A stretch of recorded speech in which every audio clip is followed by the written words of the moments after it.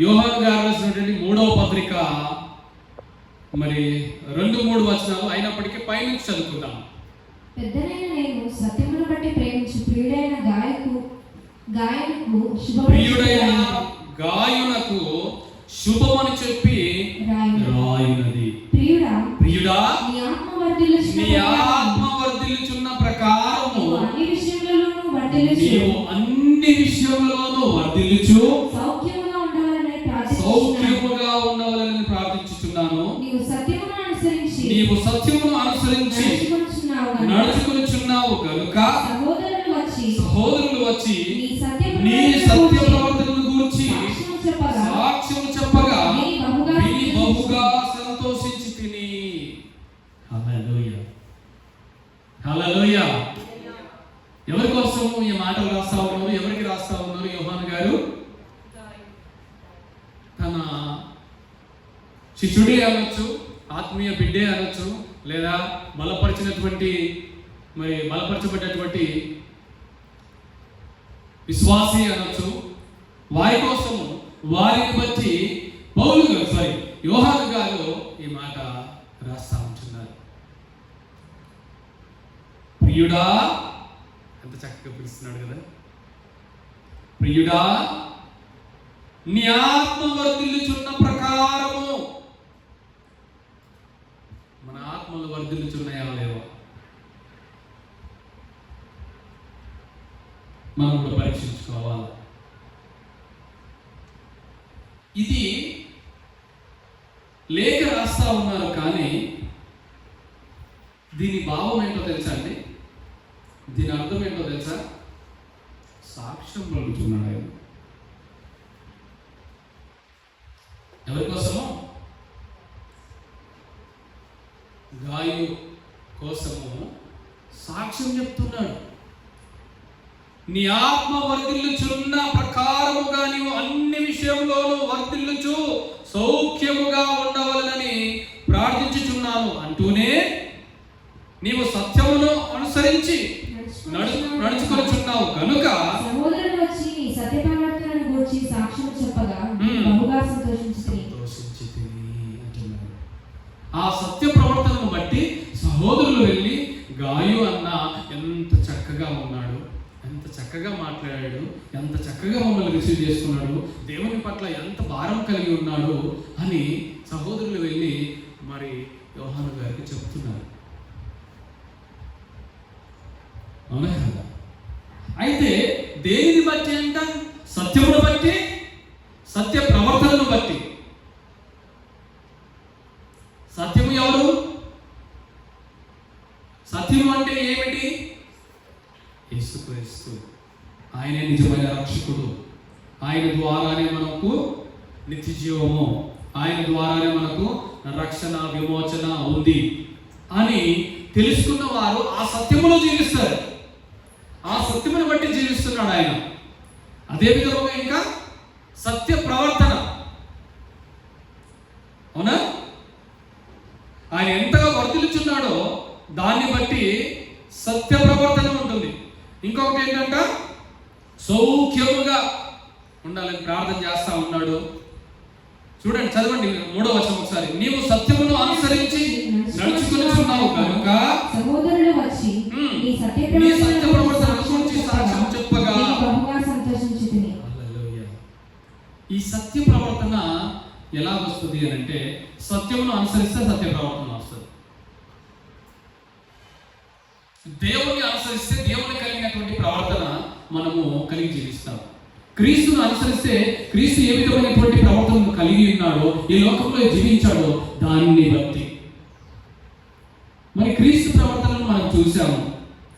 అదే పేతురు గారి రాసిన పత్రికలో ఆయన మనకు ఒక మాదిరిని ఉంచి వెళ్ళాడు అని ఉంటుంది. అయితే సత్య ప్రవర్తన, సత్యమును అనుసరించుట. మొదట మనం నేర్చుకోవాల్సింది ఏంటంటే సత్యమును అనుసరించడం నేర్చుకోవాలి. హల్లెలూయా. సత్యమును అనుసరించడం నేర్చుకుంటే మనము అప్పుడు ఏమవుతామంట? నీ ఆత్మలో వర్ధిల్లుచున్న ప్రకారం అంటున్నాడు. అప్పుడు నీ ఆత్మలో నీవు వర్ధిల్లుతావు. హల్లెలూయా. దేవుని ఆత్మ నీ లోపల ఉంటే, దేవుని ఆత్మను నీవు పొందుకుంటే దేవుని ఆత్మ చేత నువ్వు నింపబడితే నీ ఆత్మ దేవునిలో వర్ధిల్లుచున్న ప్రకారం నీవును వర్ధిల్లాలంట. ఆ వర్ధిల్లే క్రమంలో ఇక్కడ ఈ అధ్యాయం మీరు చదివినట్టయితే మొదటిగా కనబడేది ఏంటో తెలుసా అండి? ఒక వ్యక్తి అక్కడికి వెళ్ళి నీకోసం చెప్తున్నాడు అంటే ఎలా చెప్తాడు? నీ మంచి ప్రవర్తనను బట్టి చెప్తాడు, నీ మంచి ప్రేమను బట్టి చెప్తాడు, నీ పలుకులను బట్టి చెప్తాడు, నీ మాట తీరును బట్టి చెప్తాడు. హల్లెలూయా, అవునా కదా? అప్పుడే కదా చెప్పేది. నా కోసమైనా నీ కోసమైనా ఇంకొకరి కోసమైనా ఒకరు వెళ్ళి పలానా వ్యక్తి చాలా మంచోడు, చాలా చక్కగా మాట్లాడు, చక్కగా రిసీవ్ చేసుకున్నాడు, ఆయన ప్రవర్తన, ఆయన బిహేవియర్ నాకు చాలా నచ్చింది. ఎలా నచ్చుద్ది? ఎలా నచ్చుతుందండి? ఆయన ప్రవర్తన మనకు ఎలా నచ్చుద్ది? మనతో ఆయన ఆ ప్రవర్తన అంత బాగుంటే నచ్చుద్ది, యోగ్యకరమైంది అయితే నచ్చుతుంది, మంచి మాట తీరును కలిగి ఉంటే నచ్చుతుంది. అయితే ఈయన ప్రవర్తన అంతటిలో మనం గమనించవలసింది ఏంటంటే క్రీస్తును అనుసరించి నడుచుకోవడం ఒకటి, రెండవదిగా ప్రేమను కనబరచడం. హల్లెలూయా, ఏంటండి? ప్రేమను క్రియలో చూపించడం, ప్రేమను వ్యక్తపరచడం, ప్రేమను బయలుపరచడం, ప్రేమను కలిగి జీవించడం.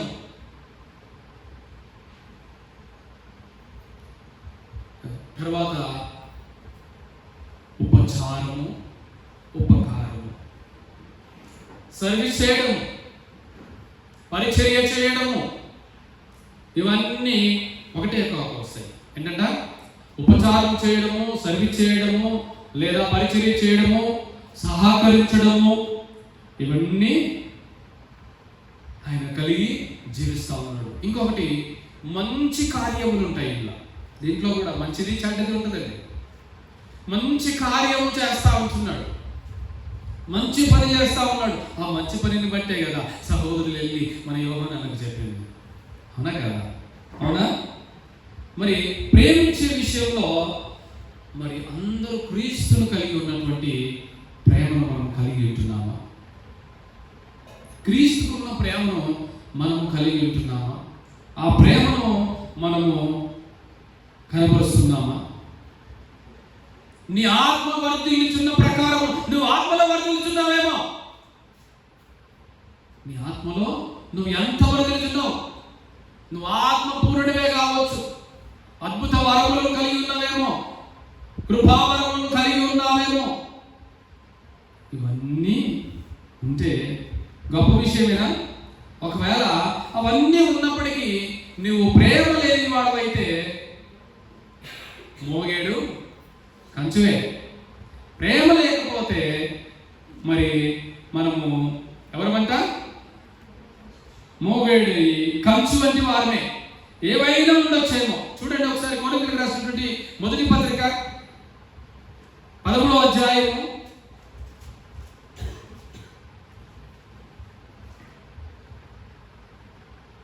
1 నుంచి.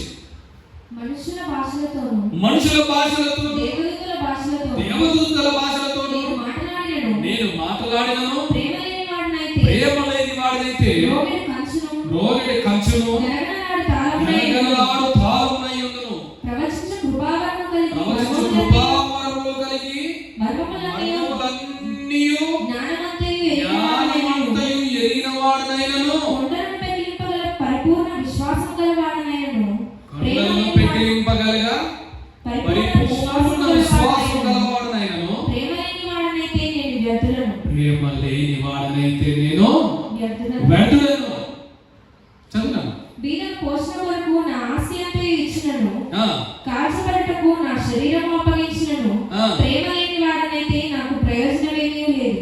ప్రేమ దీర్ఘకాలం సహించును, దయ చూపించును, ప్రేమ మత్సరపడదు, ప్రేమ డంబముగా ప్రవర్తించదు, అది ఉప్పొంగదు, అమర్యాదగా నడవదు, స్వప్రయోజనము విచారించుకొనదు, త్వరగా కోపపడదు, అపకారమును మనసులో ఉంచుకొనదు, విషయమై సంతోషపడక దుర్నీతి విషయమై సంతోషపడక సత్యమునందు సంతోషించును. సంతోషించును. అన్నిటికీ తాలుకొనును. అన్నిటినీ నమ్మును. అన్నిటినీ నిరీక్షించును. అన్నిటినీ ఓర్చును. ప్రేమ శాశ్వత కాలముండును. ప్రవచనములైనను నిర్గతము లాగును. భాషలు మాట్లాడేవారైనా వారికి ఉన్న వరములు నిలిచిపోవునేమో.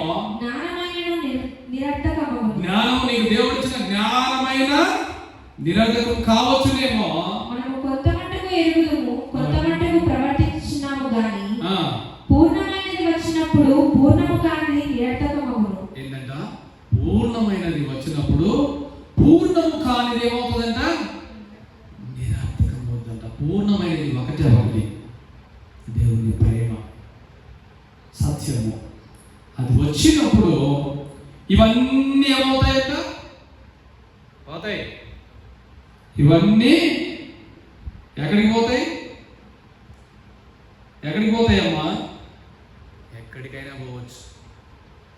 అవన్నీ ఆగిపోవచ్చు కూడా. గొప్ప వరాలను కలిగి ఉన్నావేమో, గొప్ప అద్భుతమైన వరమును నీవు కలిగి ఉన్నావేమో. ఒకవేళ ప్రేమ లేకపోతే, ఇక్కడ చూడండి మాట ఉంది. ఏ మాట?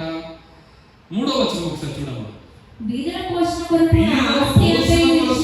ఆస్తి అంతయు ఇచ్చి నేను కాల్చబడటం నా శరీరమును అప్పగించినను ప్రేమ లేని వాడినైతే నాకు ప్రయోజనమేమీ లేదు. హల్లెలూయా. చూడండి, తనకున్న ఆస్తి అంతా బీదల కొరకు పంచిపెట్టేస్తే ఇంకా ఆ శరీరంను కాల్చడానికే, వారి పోషణకి కావచ్చు, ఇంకో దానికి కావచ్చు, నువ్వు అంత ప్రేమ చూపించినా చూపించకపోయినా దేవుడు అంటున్నాడు, ఇవన్నీ చేసినప్పుడు ప్రేమ లేకపోతే ఏది చేసినప్పుడు ఇది ఎంత చేయాలంట? ప్రేమతో చేయాలంట. నేను చేస్తున్నా అని చెప్పుకోవడం కాదండి. నేను అంత చేస్తున్నాను, ఇంత చేస్తున్నాను, నేను అలా ఉన్నాను, ఇలా ఉన్నాను అని చెప్పుకుంటే పెద్ద ప్రయోజనం ఏం లేదండి. ఇప్పుడు స్వస్థత వరం ఉంది, అద్భుత కార్యము చేయటువంటి వరం ఉంది. ఈ వరాలన్నీ పొందుకొని పలానా వ్యక్తి అస్వస్థతలో ఉన్నాడు, అక్కడికి వెళ్ళి ప్రార్థన చేస్తున్నాము, ఆయన బాగు చేయబడ్డాడు. బాగు చేయబడిన తర్వాత సేవకుడు అంటాడు, నువ్వు ఎలా బాగుపడ్డావు? నేను వచ్చి ప్రార్థన చేస్తేనేగా. నేను రాకపోతే అంటే నేను మీద ప్రేమ ఉండిపోలేవు. అతని మీద ప్రేమతో నువ్వు చేయలేదు ఆ పని. నీకు ఇచ్చినటువంటి ఆ వరం అక్కడ వాడుకున్నావు. చాలా మంది ఇప్పటికీ అదే మాట మాట్లాడుతూ ఉన్నారు. మేలులు పొందుకున్నారు. ఎవరి వల్ల ఎవరు మేలులు పొందుకున్నారు? దేవుడిస్తేనే నువ్వు అది ఇవ్వగలిగావు. దేవుడు ఇవ్వకపోతే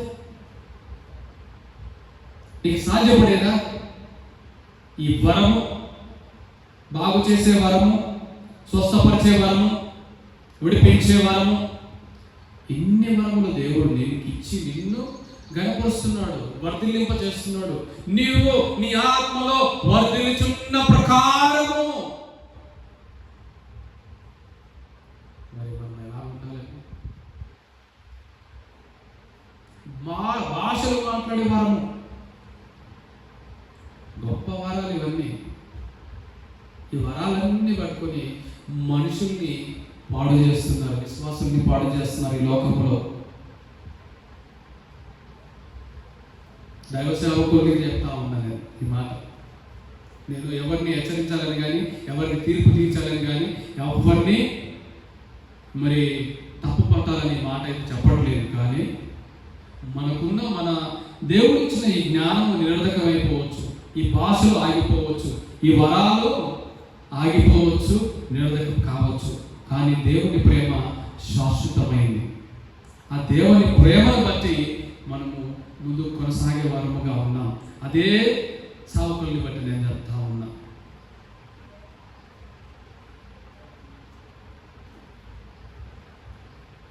చిన్న చిన్న వాటిని పెద్ద పెద్దగా చేస్తూ ఉన్నారు.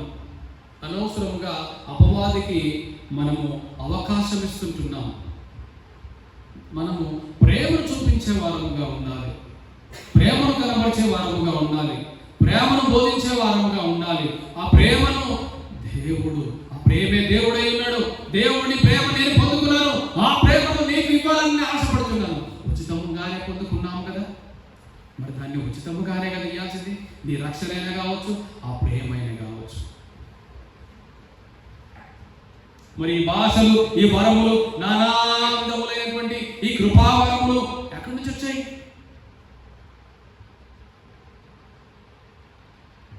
Did you buy it? నువ్వు ఎక్కడి నుంచి కొనుక్కున్నావా?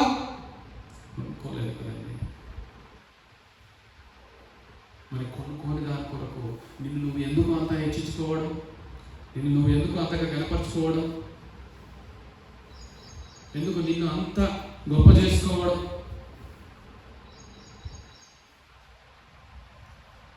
దీని వెనక దేవుడు ఉన్నాడనే విషయం మర్చిపోతున్నారు అందరూ. నీకు ఇచ్చిన వరం వెనక దేవుడు ఉన్నాడు అన్న విషయాన్ని మర్చిపోతున్నారు అందరూ. దేవుడే నిన్ను ఎన్నుకోకపోతే, దేవుడే నిన్ను ఏర్పాటు చేసుకోకపోతే, దేవుడే నిన్ను బలపరచకపోతే, ఇవన్నీ ఈ కార్యములన్నీ ఎలా జరిగేవి? అవకాశం ఉందా? అవకాశమే లేదండి. మరి ఇవన్నీ అవకాశము దేవుడు నీకు అనుగ్రహిస్తే మరి దానిని బట్టి మరి నీవు ఎంతగా హెచ్చించుకుంటున్నావు?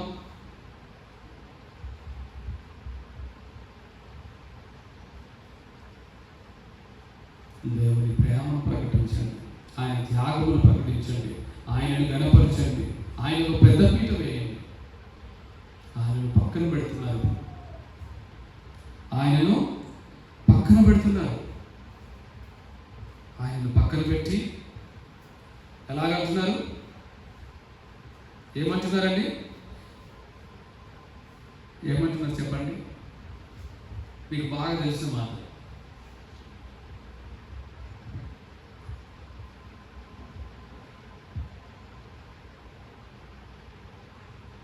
అయ్యగారు బాగు చేశారు,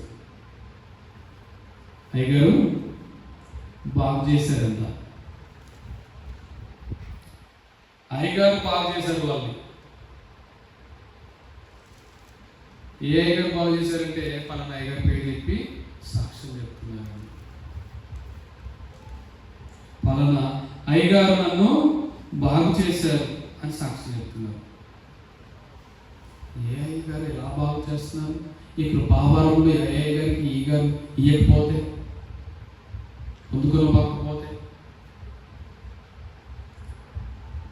ప్రార్థన సహకారం తీసుకున్నప్పుడు ప్రార్థనలతో పాటు దేవుని నామానికి మహిమ తెచ్చే విధముగా మన ప్రవర్తన ఉండాలి.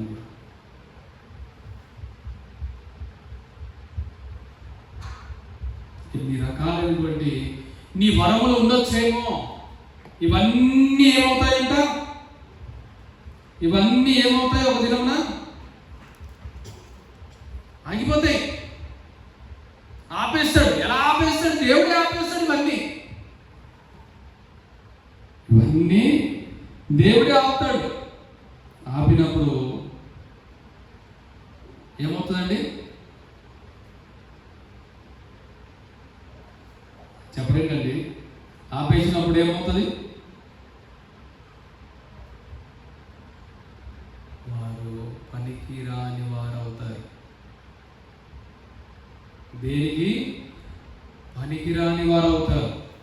ఎందుకు పనికిరాని వారు అవుతారు? చూడండి, మరి ఇర్మియా గ్రంథంలో ఈ మాట చాలా చక్కగా ఉంటుంది. 14వ అధ్యాయంలో